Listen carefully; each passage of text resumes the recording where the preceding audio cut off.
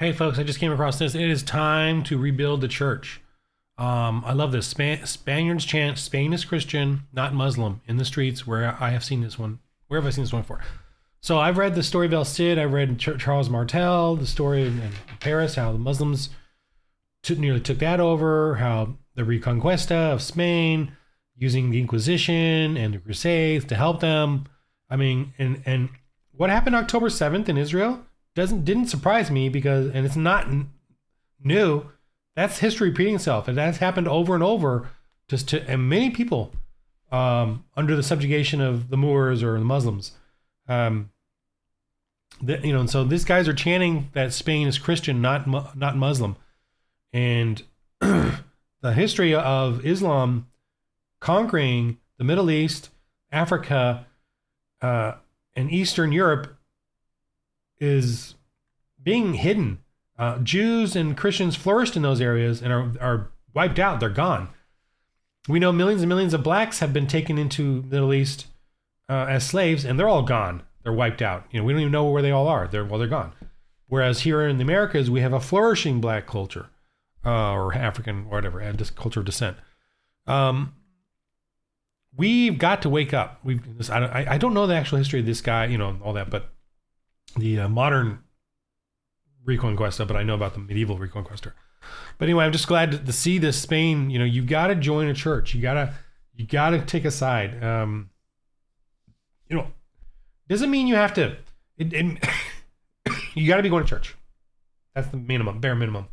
Go to church, help them financially, find a good church. It's the only answer. What happened in Ohio in the elections? Why did that happen? Because all the people that voted for the abortion are not going to church. So many people are not going to church, even in these red states. In the red states, the Republicans are forgetting to we've got to go to church. It's not Republican conventions that are going to save this land and give you freedom. It's going to church that's going to give you that freedom that you have been wondering about and hoping for. You got to go to church. You got to support a church. It doesn't mean, this is the awesome thing about church. Everything there is voluntary. Now they're going to maybe intimidate you. I mean, not intimidate you in a bad way, but like, hi, come volunteer, do this, do that. It's for your heart. They're going to do that, obviously guilt trip you. But you got to go to church. You got to decide. There's no forced thing there. There's no forced conversion. There's no forced anything. Now, find a church that is not woke. Find a church where it's a male pastor only. Find a church where they're opening up the Bible. Opening up the Bible and teaching you how to read the Bible. Having Bible studies. Focusing on the Word of God. And you got to deal in patience and humility with all the people around you at your church. It's just the way it is. And I'm at John MacArthur's church, Grace Community, and it's a goofy and big and parking and logistics to get in there, but you got to support a church and let them do the work that they're doing at that church to make men of virtue. Men of virtue is what's going to help subdue evil. We'll never get rid of evil in this world, but we can subdue it. So that you and I can have our freedoms to live a peaceful life. But you need men of virtue. And the only way you can get men of virtue is men growing up, Bible studying, fellowshipping in a church. So you got to support a church. That's the first thing. Then those men, or whoever, will go to the Republican Party. Will become the politicians down the road. And we have some now, but it's not enough. The statistics, and you all well know this, the statistics of the church is so low right now. And that's why we're seeing what we're seeing. There's no church in the public forum, in the public sphere. And that's why we got to support churches so that they return back to the public sphere and start affecting the right kind of, beliefs in the political system. So join a church, make sure you're in a church, support that church, get your kids in that church. Have them grow up in that church, do apologetics, make sure your kids and you know why the Bible's true and why the word is true. Okay? That's the only way.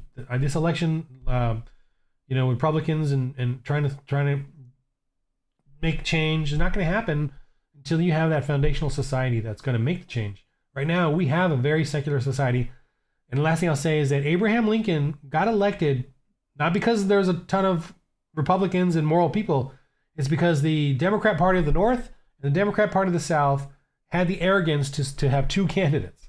So it split the vote. So that's the only reason he was able to get in there. And the Democrats still kind of controlled the Congress. So, what he did or how he did it to affect that change was amazing.